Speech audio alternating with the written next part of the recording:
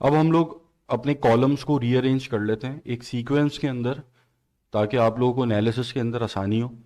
क्योंकि जब आप ज़्यादा एड्स रन करेंगे, उसके बाद एक एक एड सेट को अलग अलग जाकर एनालिसिस करना, और अगर आपके पास मैट्रिक्स की सीक्वेंस सही नहीं होगी तो बहुत आपको वक्त लग जाएगा और बहुत कन्फ्यूजन्स भी होंगी। तो अपना वक्त बचाने के लिए और कंफ्यूज ना होने के लिए सीक्वेंस को सही रखना बहुत ज़रूरी है। तो हमने ये कॉलम बनाया था, एक डीएस हमने उसको नाम दिया था। इस कॉलम के अंदर हमने कुछ स्टैंडर्ड मैट्रिक्स लगाए थे और कुछ हमने कस्टम मैट्रिक्स बनाए थे। इस कॉलम को हम तीन सेक्शन के अंदर डिवाइड करेंगे। एक सेक्शन इसका जनरल होगा कि जिसके अंदर तमाम जनरल मैट्रिक्स आएंगे, कि ये कब आपने बनाया है, लास्ट एडिट कब किया है, बजट किया है, ये सारे जनरल मैट्रिक्स हम एक सेक्शन में डाल देंगे। दूसरे सेक्शन के अंदर हम कन्वर्जन के जितने भी मैट्रिक्स हैं वो डालेंगे, परचेज से रिलेटेड। और फिर तीसरे सेक्शन के अंदर हम अपने वीडियो ऐड की अफेक्टिवनेस को पता करने के लिए जो भी मैट्रिक्स हमें चाहिए वो हम डाल देंगे। तो एक सेक्शन हमारा जनरल हो गया, एक सेक्शन हमारा कन्वर्जन का हो गया, और एक सेक्शन हमारा जो वीडियो ऐड है उसकी अफेक्टिवनेस का हो गया। अब देखें, तीन पार्ट्स हैं। एक पार्ट तो आपकी न्यूज़ फीड के ऊपर एक ऐड आ रहा है, और इस ऐड के साथ अभी मैं जो भी करूँगा फेसबुक के ऊपर, ये एक सेक्शन अलग है। इस सेक्शन का काम सिर्फ इतना है, या आपका जो ऐड एक न्यूज़ फीड के ऊपर आ रहा है उसका काम सिर्फ इतना है कि एक फेसबुक यूज़र जो वो ऐड देख रहा है उसको किसी तरह घेर कर आपकी वेबसाइट के ऊपर ले जाए, या आपके कॉल टू एक्शन के ऊपर क्लिक करवा दे। यह आपके ऐड का काम है। तो ये एक सेक्शन है। उसके बाद आपकी वेबसाइट के ऊपर एक फेसबुक यूज़र लैंड हो गया। लैंड होने के बाद से परचेज तक की जो एक जर्नी है वो एक अलग सेक्शन है। वहाँ पर सारे कन्वर्जन से रिलेटेड हम चीज़ें रखेंगे। अब वहाँ पर आपकी सेल्स फनल का काम है कि एक फेसबुक यूज़र जो एक वेबसाइट के ऊपर लैंड हुआ है आपका ऐड देखकर, उसको घेर कर आपकी प्रोडक्ट बेच दे। तो सबसे पहले हम इसको ज़रा रीअरेंज कर लेते हैं। अच्छा, ये हमने कस्टम मैट्रिक बनाए थे, यहाँ पर आप एक और कस्टम मैट्रिक ऐड कर लें। 3 second video place divided by impressions. इसको आप दें परसेंटेज, और यहाँ इसको आप नाम दे दें स्टॉप रेट। स्टॉप रेट जो मैट्रिक है ये बहुत ज़्यादा इंपॉर्टेंट मैट्रिक है। ये आपकी जो ऐड है वो कितना इंगेजिंग है उसकी परसेंटेज आपको ये बताएगा। फेसबुक ये कहती है कि अगर आपका कोई ऐड 3 सेकंड या 3 सेकंड से ज़्यादा देख रहा है तो इट मीन्स कि आपका ऐड इंगेजिंग है। अगर आपका कोई ऐड 3 सेकंड से या 3 सेकंड से ज़्यादा देख रहा है तो उसके आपकी वेबसाइट पे लैंड होने के चांसेस बहुत ज़्यादा बढ़ जाते हैं।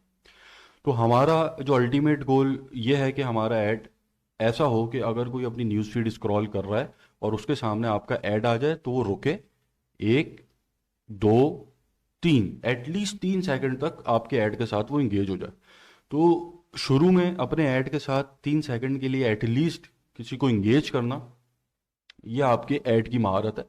जो हम जब ऐड बनाएंगे उसके अंदर हम सीखेंगे कि स्टार्टिंग के अंदर इनिशियल जो आपके सेकंड्स होते हैं, 3 से 5 सेकंड्स, उसके अंदर आपने किस तरीके से अपने कंटेंट के साथ एक फेसबुक यूज़र को इंगेज करना है।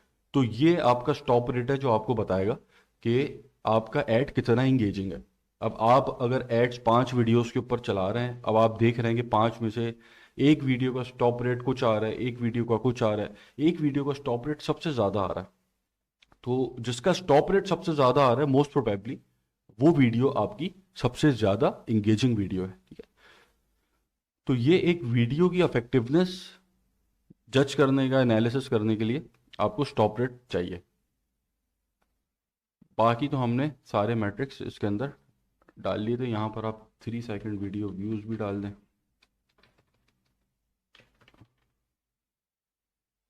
3 सेकेंड वीडियो प्लेस डाल दें। बस मेरे ख्याल से अब सब हो गए।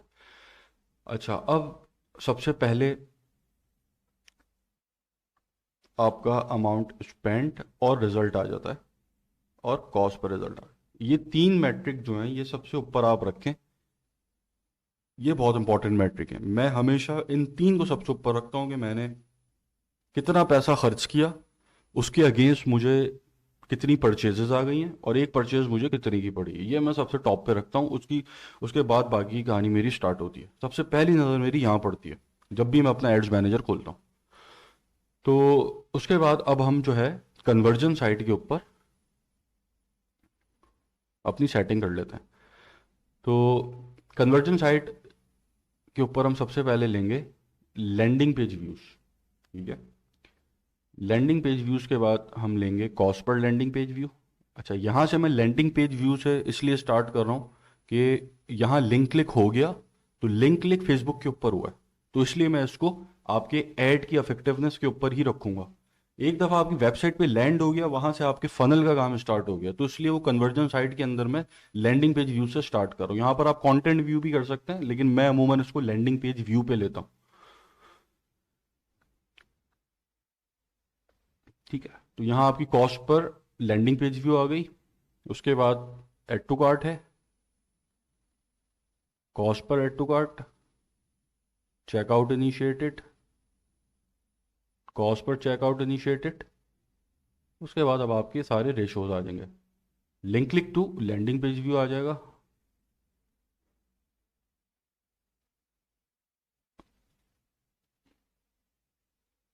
Landing page view to add to cart आ जाएगा।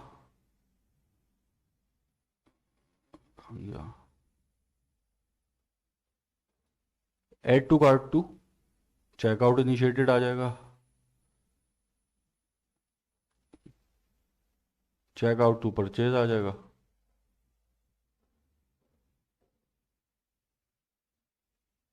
और लिंक क्लिक टू परचेज आ जाएगा। यहाँ पे सारे रेशोज आ गए। उसके बाद आपका परचेज रोएस आ जाएगा। तो यह आपकी बन गई कन्वर्जन साइट। उसके बाद अब आपकी ये एड साइट आ गई, जो काम आपका फेसबुक के ऊपर हो रहा है। उसके अंदर सबसे पहले आप अपना इंप्रेशन डाल लें। इंप्रेशन के बाद CPM आ जाएगा, कॉस्ट पर 1000 इंप्रेशन। उसके बाद CTR आ जाएगा। उसके बाद unique link click, cost per unique link click. उसके बाद quality ranking, engagement rate ranking, conversion rate ranking, ये आपकी सारी रैंकिंग्स आ गई। उसके बाद अब आपकी वीडियो प्लेस आ गया, 3 second video place. Cost per link click, link click कहाँ गया, impression, CTR, unique link click ऊपर आ जाएंगे, और cost per unique link click इसके नीचे।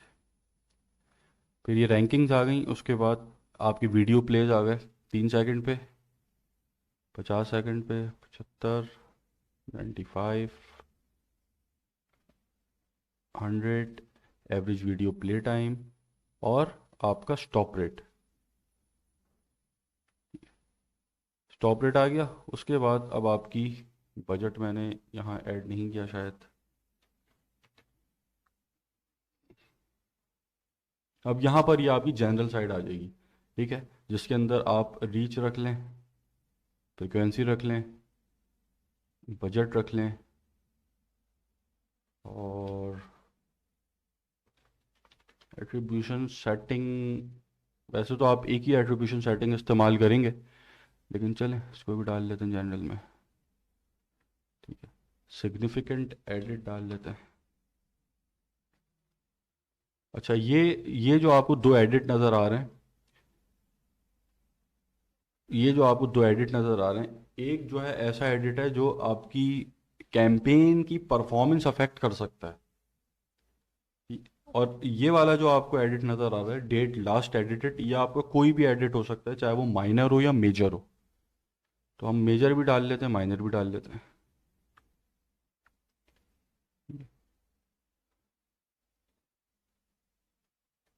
इसको आप सेव कर लें, इसको नाम दे दें DS का।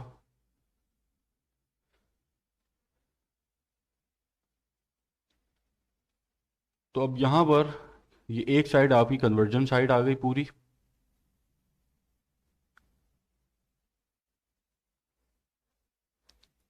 उसके बाद इम्प्रेशन से ये आपकी एड साइड आ गई, और फिर ये आपकी जनरल साइड आ गई। ठीक है, आप चाहें तो आप जो फ्लो एनालिसिस के हमने कॉलम्स बनाए थे, उसको आप अलग एक कॉलम बना लें, उसका प्रीसेट बना लें। और जो आपकी वीडियो ऐड की इफेक्टिवनेस वाला है, उसका आप अलग भी प्रीसेट बना सकते हैं। तो आप ऐसा भी कर सकते हैं। ठीक है, अभी हमने इसको एक ही सेक्शन के अंदर इन सबको डालिए। तो आप इस तरीके से अपने कॉलम्स को सेट करेंगे। बाकी कॉलम्स सेट करना, अगर आपको जिसमें आसानी लग रही है, आपको लगता नहीं यार मुझे अमाउंट स्पेंड यहाँ समझ में नहीं आता, मुझे यहाँ इंप्रेशन समझ में आता है, या मुझे यहाँ पे रीच समझ में आती है, या मुझे यहाँ पे सीटीआर समझ में आता है, तो वो फिर अब आपकी मर्जी, आप अपने एंड से इसको अपनी आसानी, जिसके अंदर आपके लिए एनालिसिस करना आसान हो, उस तरीके से आप इसको रीअरेंज भी कर सकते हैं। इसके अंदर कोई ये नहीं है कि आपने इसी 100% इसी तरीके से आप रीअरेंज करें। अगर अगर आप पहले से एड्स रन करो और आपकी आदत है, अक्सर होता है, अब जैसे अमाउंट स्पेंड मेरी आदत है, amount spend, result, cost per result, ये मेरी आदत है, ये मैं सालों से यहाँ पे देख रहा हूँ। तो मैं इन तीन को और कहीं कॉलम के अंदर किसी और जगह में देख ही नहीं सकता, मुझे इन तीन को यही देखना है, ये मेरी आदत है। तो अगर आपकी भी ऐसी कोई आदत है कि आपको सबसे पहले इंप्रेशन देखना है, सीटीआर देखना है, लिंक लिंक आपको पहले देखना है, तो आप वैसे भी अरेंज कर सकते हैं, इसके अंदर कोई हार्ड एंड फास्ट रूल नहीं है, ठीक है। लेकिन हम कॉलम को इस तरीके से सेट करेंगे। अब हम लोग स्ट्रेटजी की तरफ बढ़ते हैं।